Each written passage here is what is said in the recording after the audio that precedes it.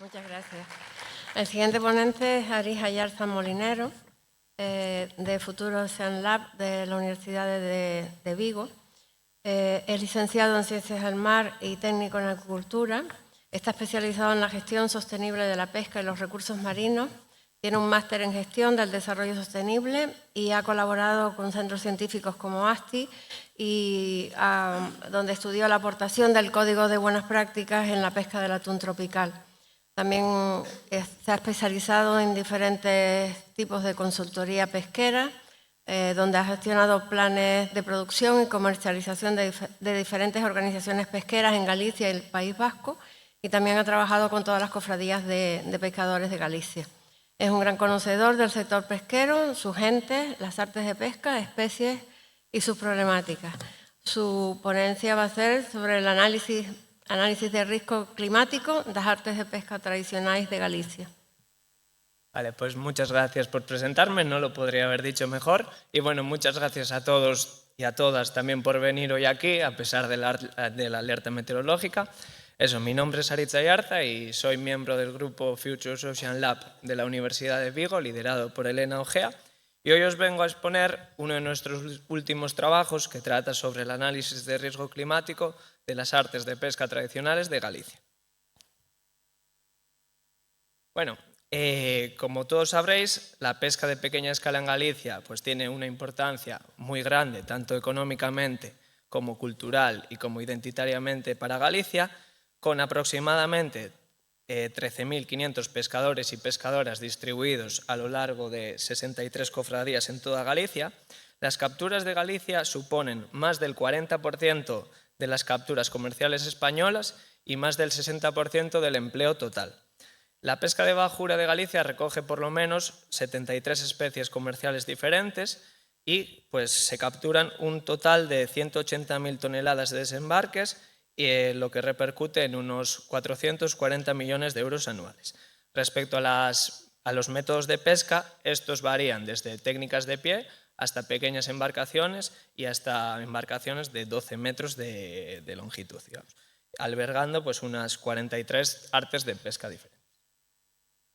Respecto a la importancia de nuestro estudio, la pesca de pequeña escala se encuentra entre uno de los sectores de producción de alimentos más vulnerables a los impactos del cambio climático. Y en Galicia, pues esos impactos ya se están notando y ya se están estudiando. Por ejemplo, en el año 2014, Orosa et al. Predijeron un aumento del agua del mar de 1,35 grados centígrados para finales de este siglo. Este aumento de temperatura pues, podría, digamos, provocar una reducción en la diversidad y abundancia de las especies de alto valor comercial. Y esto, en última instancia, pues podría poner en peligro el bienestar de las comunidades dependientes. Por ello, surge la necesidad de estudiar el riesgo climático y las técnicas de pescas para poder proponer medidas de gestión y adaptación apropiadas para ello. Nuestro marco conceptual, el marco conceptual de este estudio, se basa en el marco del riesgo climático propuesto por el IPCC en el año 2014, el cual el riesgo climático se calcula a partir de 3 variables, las cuales serían el peligro o amenaza, la exposición y la vulnerabilidad. Para poder aplicar este marco a la pesca de pequeña escala, hemos utilizado dos marcos principales y obtenemos la siguiente figura. En ella tenemos el riesgo que aparecía en la figura anterior, en esta parte de aquí, y tendríamos las dimensiones que os mostraba anteriormente en esta parte. Por tanto, adaptando esta metodología, obtenemos indicadores para poder medir estas dimensiones. Nuestro análisis comienza con la amenaza o el hazard, el cual comenzamos calculando la amenaza climática de las especies. Para ello utilizamos indicadores como el margen térmico de seguridad, la esperanza de vida y la especificidad de su hábitat. Una vez tenemos la amenaza climática de las especies, esta, digamos que la ampliamos a la amenaza de las técnicas de pesca mediante la diversidad de las capturas. A continuación, se calcula la exposición climática mediante la diversidad de las capturas utilizando el índice de Shannon y Simpson. Y por último, se calcula la vulnerabilidad climática de las técnicas de pesca entre la diferencia entre la sensitividad de los pescadores, la sensitividad climática, la cual se calcula mediante los ingresos de los pescadores, y la capacidad adaptativa, la cual consta de 7 dominios diferentes. En última instancia, todos los valores obtenidos se normalizan entre 0 y 1 y digamos que calcularíamos el riesgo final. Vale. Respecto a las unidades de análisis, tengo que comentar que en Galicia pues, las técnicas de pesca son muy diversas y en este estudio recogimos 61 nombres diferentes para las diferentes técnicas de pesca. Entonces, lo que hemos hecho ha sido agruparlas en 10 técnicas principales, las cuales serían los anzuelos, perdón, esto para atrás como... Vale, las cuales serían los anzuelos, las artes remolcadas, el cerco, el enmalle, el marisqueo a flote, el marisqueo a pie, el buceo, las nasas y los recursos específicos a pie y a flote. Para nuestro análisis tenemos que obtener 3 tipos de datos, los cuales serían los datos biológicos de las especies, las proyecciones de temperatura y las encuestas al sector pesquero. Los datos biológicos de las especies los obtenemos de bases de datos como SeaLifeBase y SeaFishBase. Cuando los datos no han estado disponibles en estas bases, pues hemos tenido que realizar una búsqueda bibliográfica más extensa. Para realizar las proyecciones de temperatura hemos empleado el trabajo de Christiansen et al. Y hemos sacado 3 proyecciones de temperatura, la cual serían el escenario actual y 2 escenarios futuros, uno de bajas emisiones que sería el RCP 2.6 y uno de altas emisiones, el cual sería el RCP 8.5. Estos escenarios futuros han sido calculados para el año 2050 y en una escala espacial de 0,1 por 0,1 grados. Entonces, los datos que os enseñaré a continuación tendremos los 3 escenarios. Y por último, también comentar que se realizó una encuesta al sector pesquero. Se realizaron 404 encuestas en total en 9 cofradías de Galicia, distribuidas desde Vigo hasta Celeiro. Vale. Esta es los primeros resultados que obtenemos, que son, digamos, la amenaza climática de las especies de Galicia. Os he puesto en el lado izquierdo la amenaza de los peces y en el lado derecho la amenaza de los mariscos.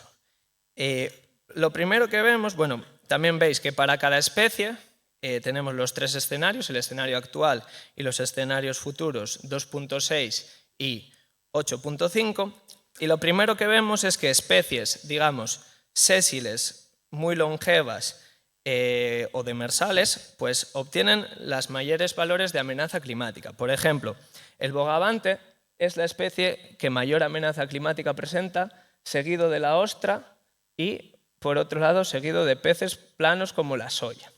En contraposición, especies de aguas cálidas, como pueden ser el estornino cabalón, el pargo o el bonito, situados en esta parte de aquí, son los que menor amenaza climática presentan.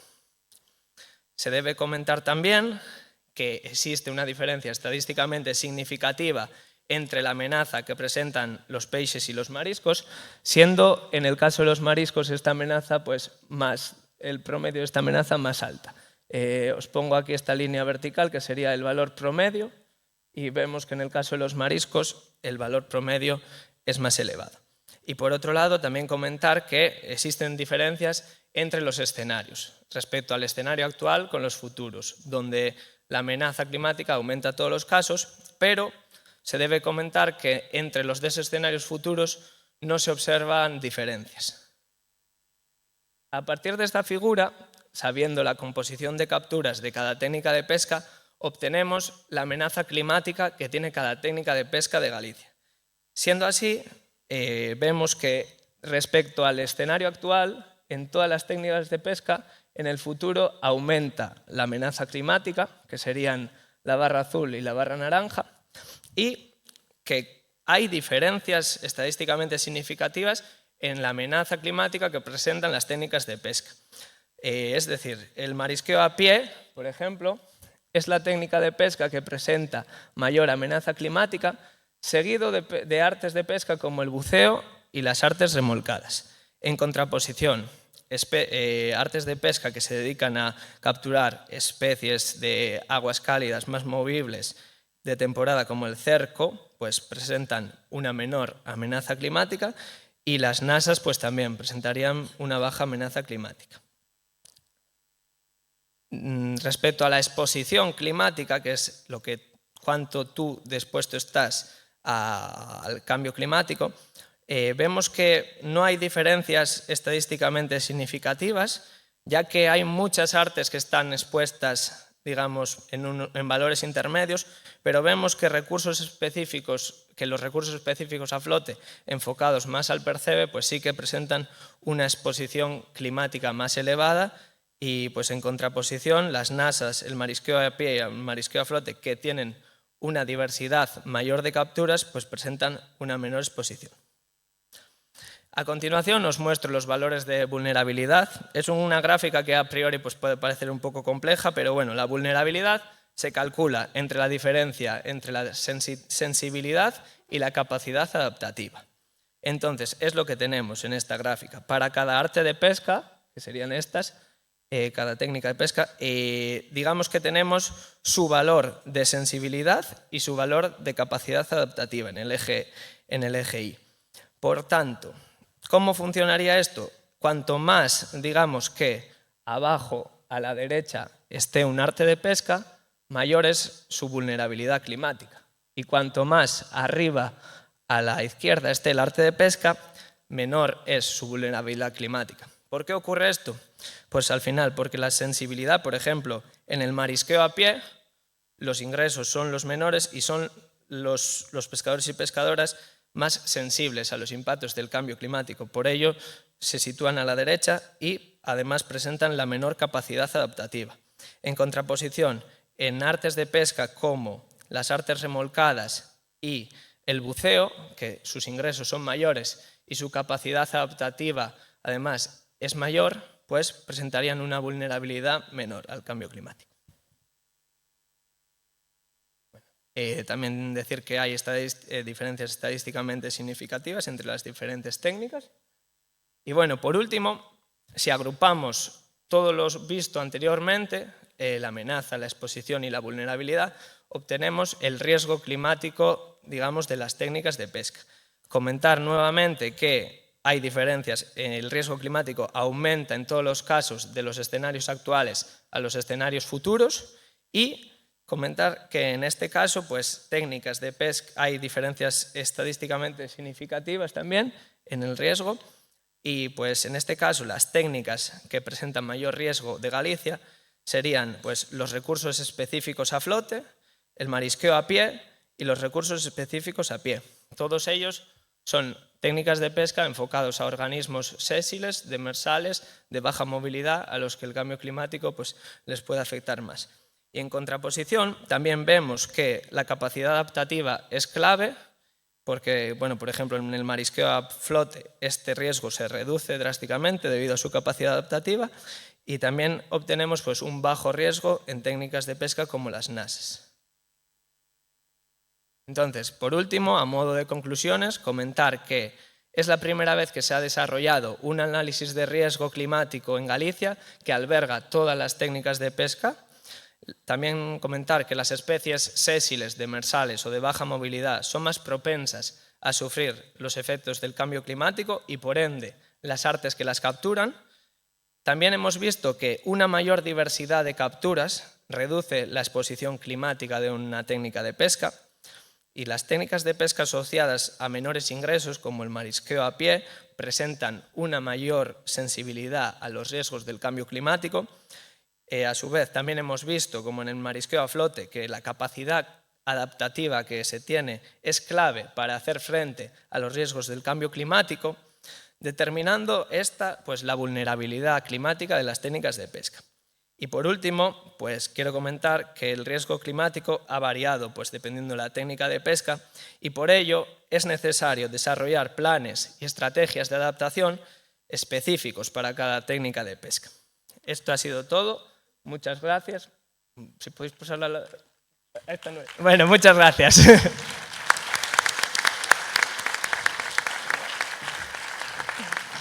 Muchas gracias. Pasamos ahora al turno de preguntas, por favor. ¿Alguna pregunta para alguno de los tres ponentes?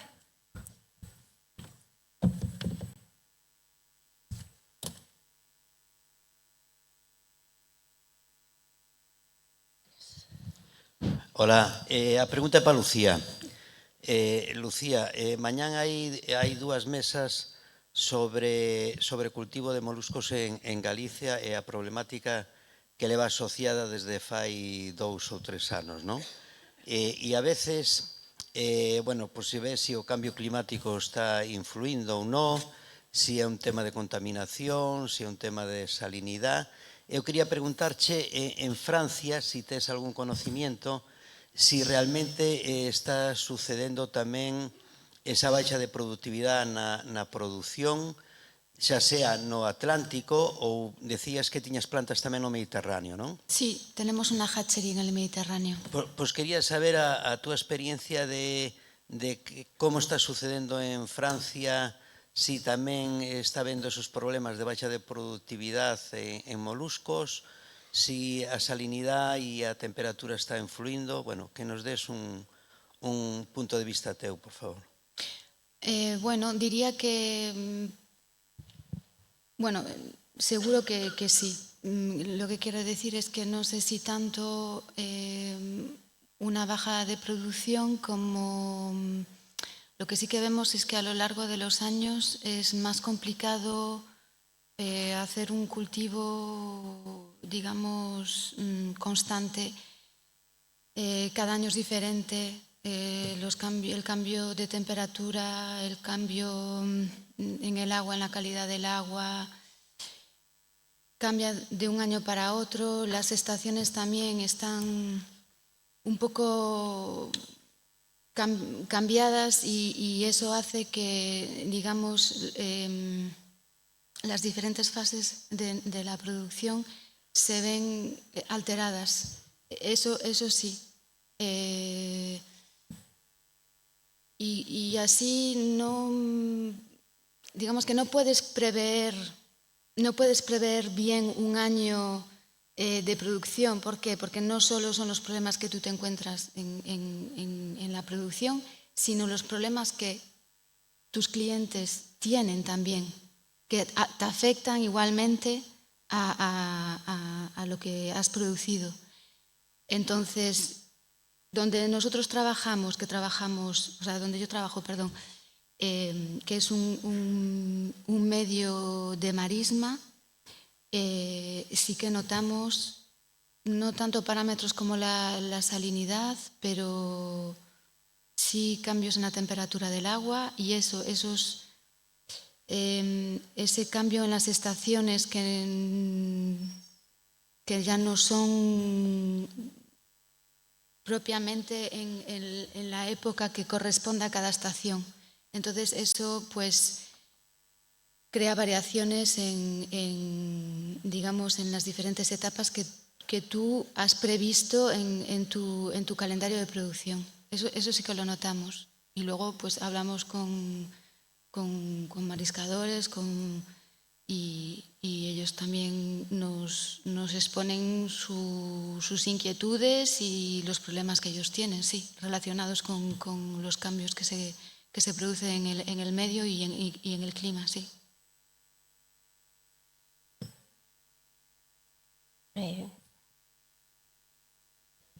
Gracias. Hola, yo me dedico dando clase o vendiendo equipos a cultivo de marisco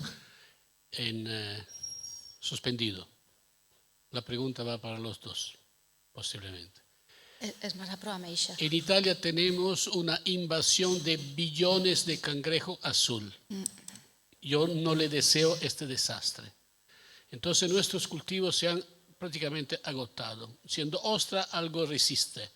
Las ostras son casi todas hijas o nieta mía. Porque antes no se producía ni 1 kilo de ostra en Italia. 1 kilo, que fuese uno.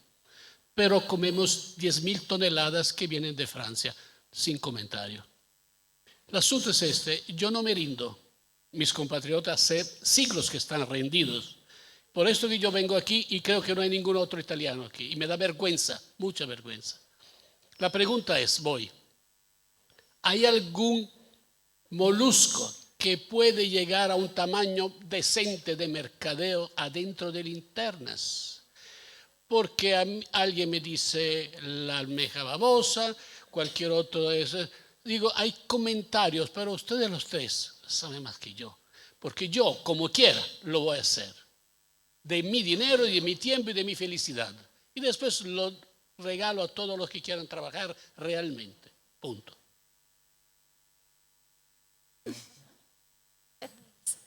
Bueno, ¿La babosa crece sí o no adentro de la linterna? sí, de hecho hay alguna empresa, no en España, pero por ejemplo sí que en Portugal, que está cultivando almeja babosa en offshore.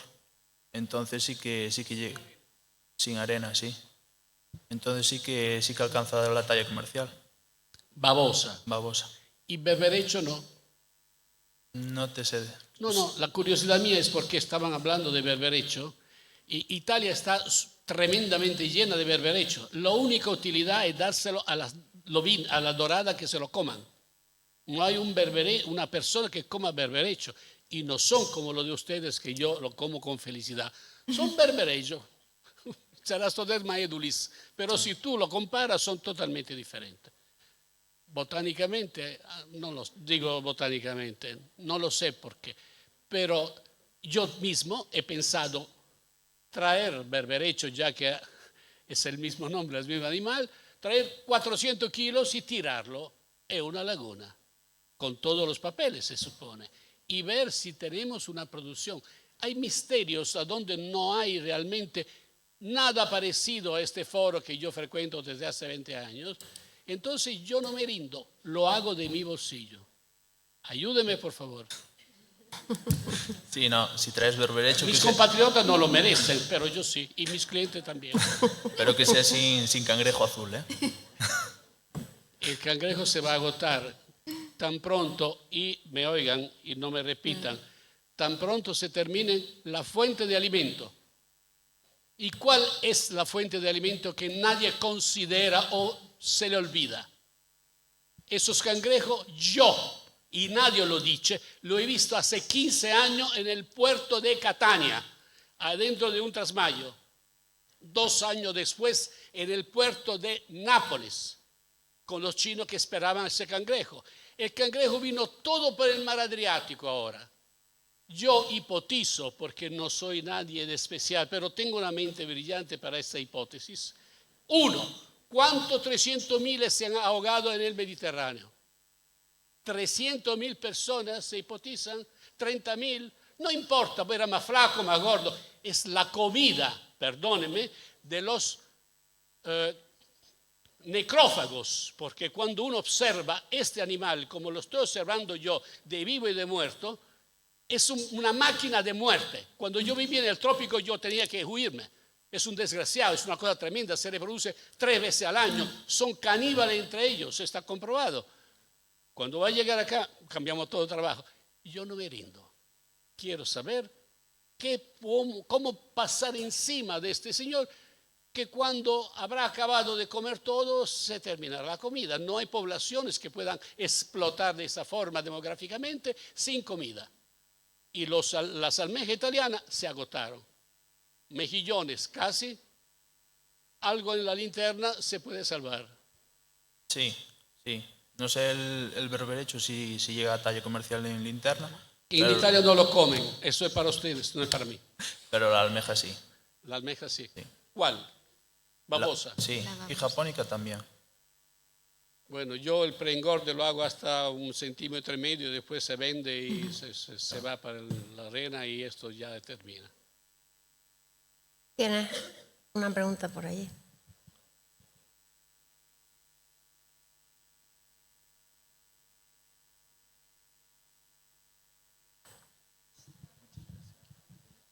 Mira, tú que te referiste al cambio climático. Yo, sí. Sí, tú. Bueno, cógete. Nada, sí, sí. o el que se atreva, porque la verdad es que yo quiero preguntar, después de ver las vulnerabilidades de especies, las vulnerabilidades que tú estimaste también de algunos artes de pesca, ¿existe aquí la posibilidad de relocalizar conforme a la normativa vigente algunos de esos cultivos? Varios no van a poder resultar en los lugares que están hoy día, donde tienen concesiones otorgadas.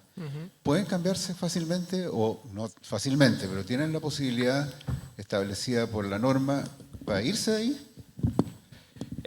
A ver, o sea, los valores que te enseñaba eran promedios para toda Galicia, porque realmente la diferencia era muy, muy pequeña. Con mayor razón. Entonces, Claro, yo no valoraría esa opción.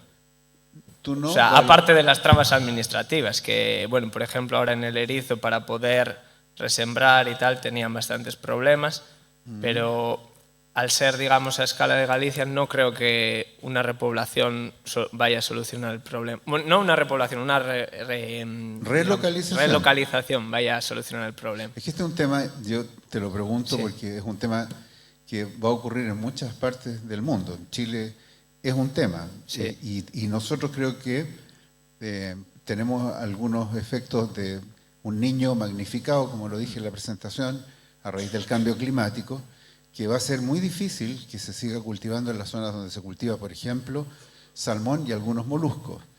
Y por lo tanto, en el caso de Chile va a haber que pensar en relocalizar, ya se estamos pensando en relocalizar, pero la norma actual, la zonificación actual no es favorable a esa situación. Entonces, ¿cuánto se ha pensado en eso en Galicia? Esa es mi pregunta, en el fondo. ¿Es un tema? No es un tema aún, porque las rías son rías. Sí, pero bueno, dentro de las rías sí que hay zonas diferentes, ¿vale? Por ejemplo, en Vigo, dentro del puente de Rande, o sea, ya se observan increíbles diferencias. Dentro de lo que es la ensenada, ya los bivalvos pues, no crecen de manera natural, hay que resemblarlos, y por el otro lado, digamos, en Chapela, pues en esa playa, por estar fuera, pues ya hay población natural y crece, ¿no? A ver, podrían darse casos. Yo decía, digamos, a un nivel más global, pero sí que si miramos detalladamente... Es que ya hiciste, ya tiraste la pelota. A un nivel global o más global ya dijiste, mire, ¿sabe qué? Pongamos la atención a esto, porque la particularidad es obvia que está detrás. Sí. Así que nada, levantar el punto de que yo creo que es un punto del que hay que preocuparse. Sí, totalmente de acuerdo. Okay, Muchas gracias. Muchas gracias.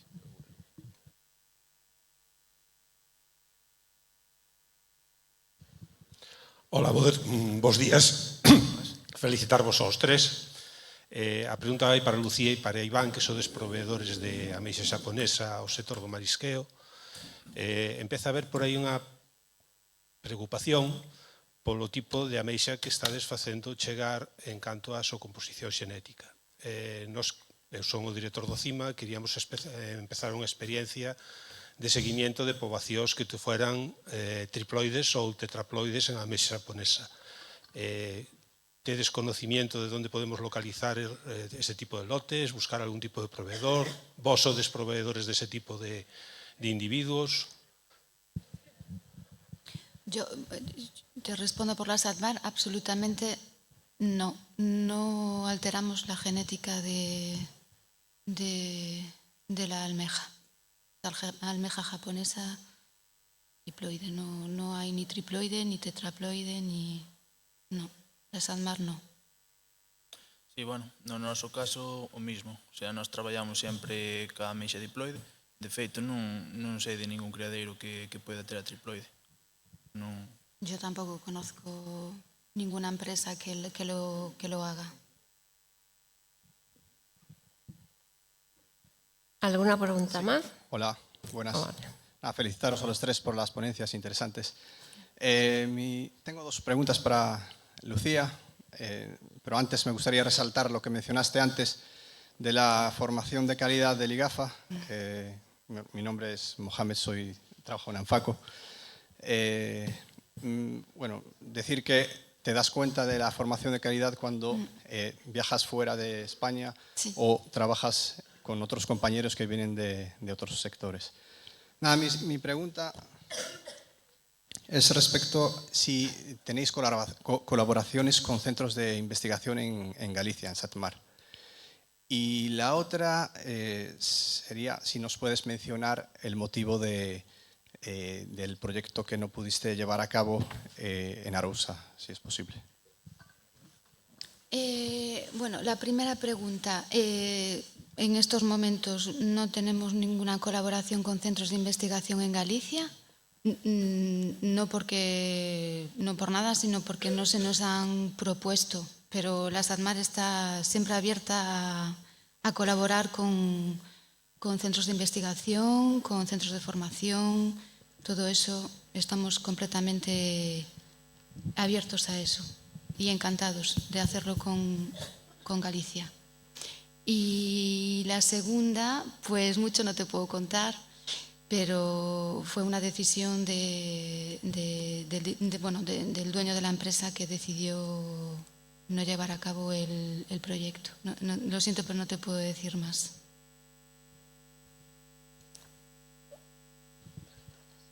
¿Alguna pregunta más?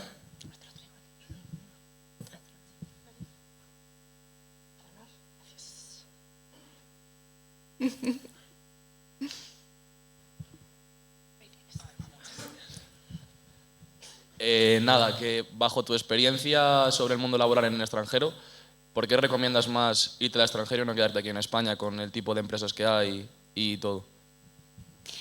Bueno, no fue una cuestión de no quedarme en España. Es cierto que en la época en la que yo salía de mis estudios y teniendo en cuenta digamos, la media en mi expediente, tenía claro que con la competencia, cuando salí de la universidad, la competencia de biólogos en ese momento era brutal. No sé si ha cambiado ahora, pero en todo caso en mi época era eso y yo no podía competir con expedientes de compañeros que acababan en la misma época que yo.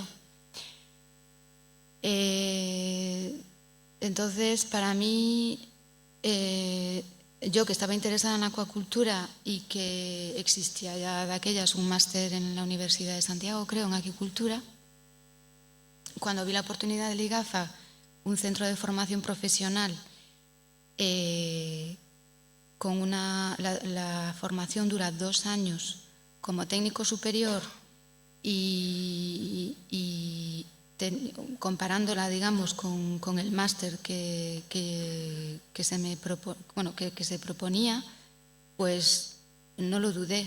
No lo dudé porque no sé si os dais cuenta de que es un centro entero para eso, que cada una de las líneas, digamos, de cultivo, quiero decir, moluscos, peixes, tenéis un laboratorio solo para eso y un profesor solo para eso. Y no sé si ha cambiado mucho, pero creo que no, sois 15 en clase. Eso es, tenéis los profesores para vosotros, tenéis la infraestructura para vosotros, tocáis todo, bateas, microcriadero, agua dulce, agua salada, y estáis en Galicia, que es, Galicia es, vamos, el paraíso, aunque no nos demos cuenta, para la acuicultura, para la pesca, porque estas rías son riquísimas, sin tener en cuenta pues, la problemática que hay, el cambio climático o el uso que hacemos de ellas. De eso podríamos hablar muchísimo y debatir muchísimo, pero aprovecharlo porque de verdad que salís como técnicos. Y yo que tengo relación con otros centros de formación en acuicultura en el Delta del Ebro o en el País Vasco, de verdad que no tienen centros de formación como este. O sea que aprovecharlo porque salís verdaderamente muy bien formados y las empresas lo saben además, porque hay gafas ahí en todo el mundo que trabajan de técnicos acuícolas y yo tengo compañeros que trabajan como yo. Y de verdad es una oportunidad. Y el trabajo en el extranjero, pues a mí me fue muy bien. No sé si a vosotros os va a ir igual de bien que yo, pero es una opción muy buena. Muchas gracias.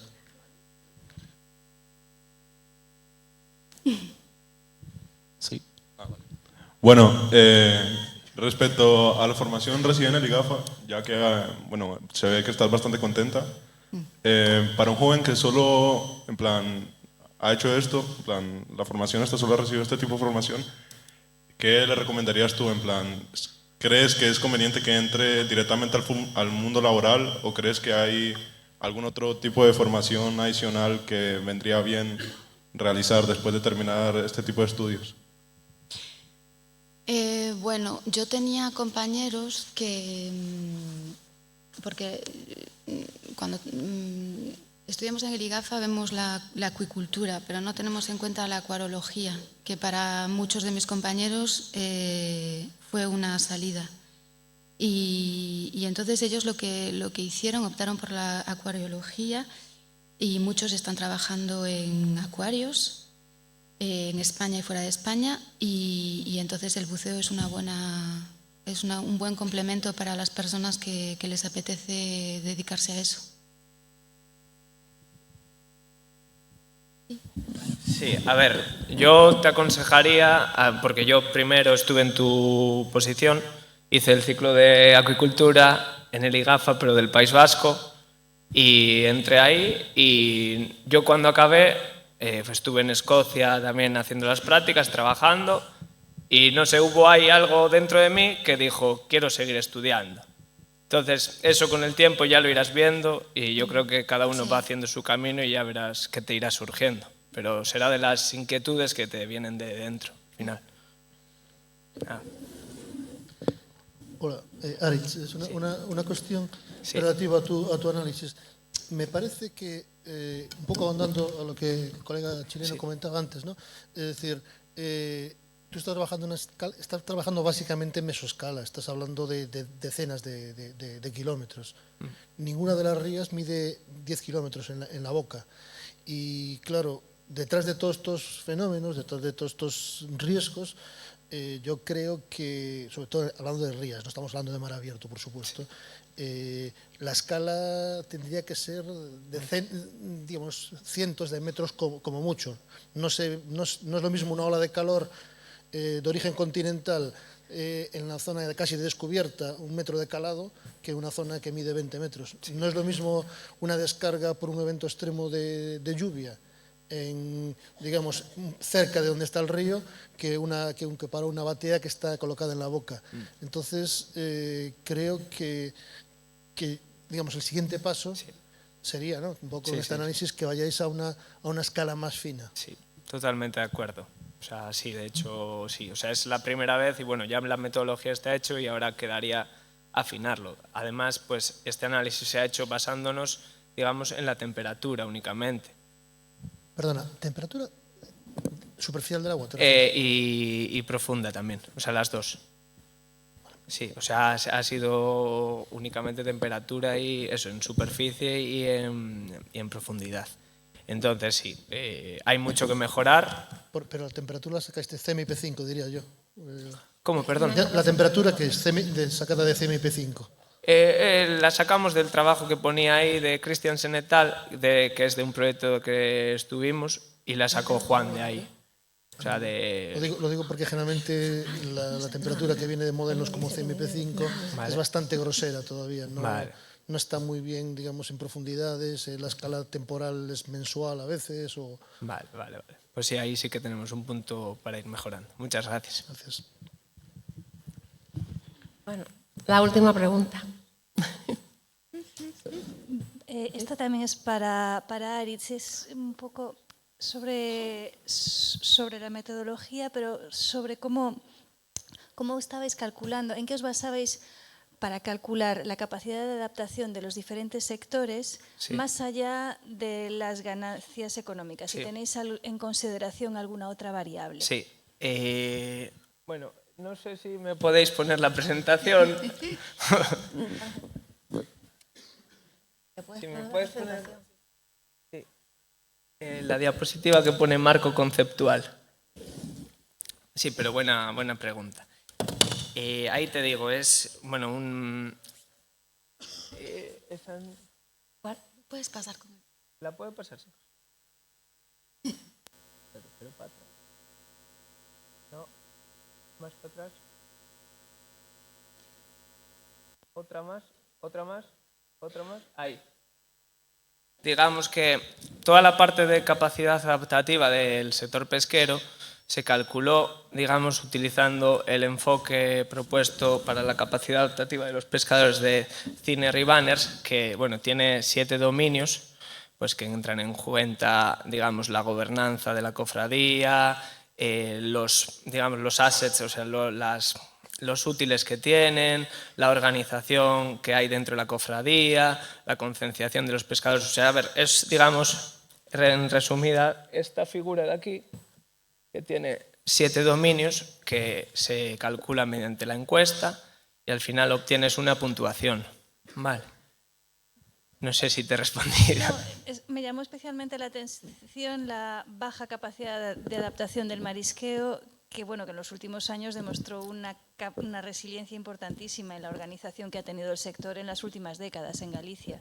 Sí. A ver, sí. O sea, si quieres lo vemos más en... No, pero después lo vemos más en detalle en cada uno y te muestro por qué ha dado, ¿no? Pero es, digamos, porque también se toma en cuenta, pues, por ejemplo, cómo te sientes dentro de la cofradía, que muchas veces pues, se sienten no... me sale igual, no se sienten iguales, tal. O sea, hay mucho más detrás. Vale. La última pregunta, Javier, que había levantado y ya. Javier, acá. Qué éxito.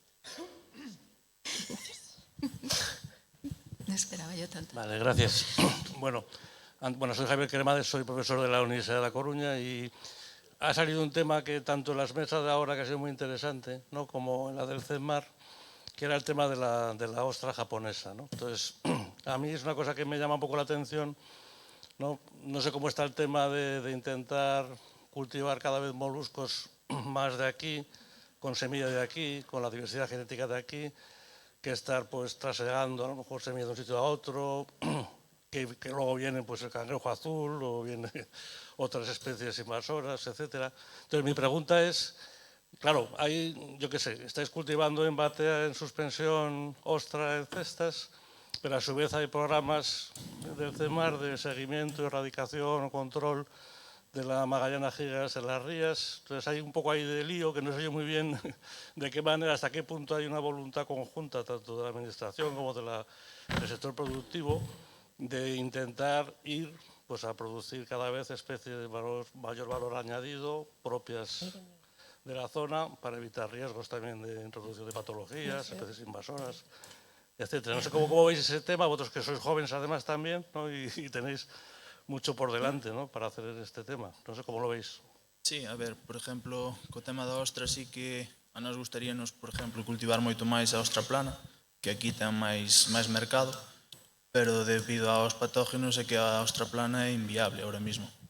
Entonces, claro, estamos buscando outras alternativas e o que se cría, o que se está cultivando ahora nas rías é a ostra rizada.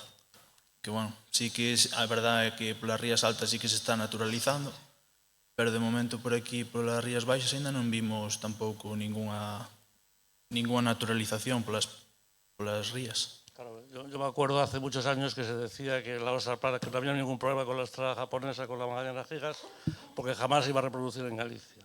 Eso se dijo hace 20 años más o menos, ¿no?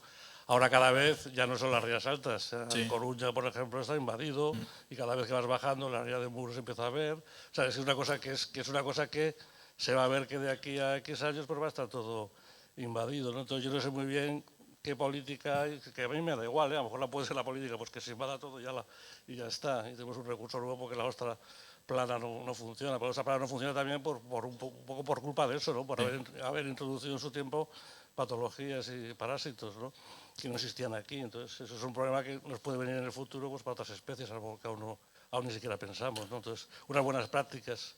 Quiero decir que este es un foro muy bueno para también pensar en el desarrollo de unas buenas prácticas acuícolas, ¿no? Así, en general, ¿no? Sí, nós, por exemplo, ca ostra rizada, sí que ahora mismo xa dicía que levamos 2 anos solamente cultivando, pero estamos valorando, bueno, estamos intentando ver si medra igual ou as diferencias entre diploide e triploide. Por exemplo, comentaba o director do CIMA pola ameixa triploide, Nos a ostres sí que temos triploide, porque, bueno, sí que llevemos algunha ventaxa respecto a diploide. Unha desas é que, bueno, que non se reproduce e evitaríamos estes problemas. Vale, bueno, muchas gracias. Nada. Vale. Rematamos aquí esta sesión.